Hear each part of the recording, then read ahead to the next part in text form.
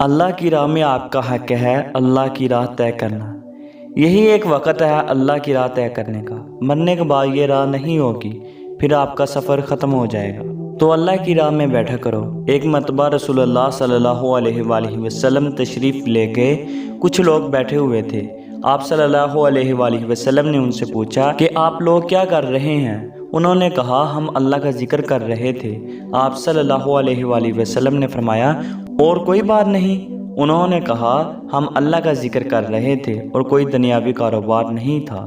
آپ صلی اللہ علیہ وآلہ وسلم نے فرمایا آپ کو مبارک ہو، آپ کے لیے سلامتی ہو، اللہ تعالیٰ آپ پر بہت خوش ہوا، اور اللہ تعالیٰ نے مجھے فرمایا ہے کہ جاؤ ان کو مبارک دے دو، کہو وہ میرا ذکر کر رہے تھے، وہ صرف میرا ذکر کر رہے ہیں اور ان کا ذکر قبول ہوا۔ جو میرے ذکر کے اندر دنیا کا ذکر نہیں لاتے وہی میرا ذکر کرنے والے ہیں۔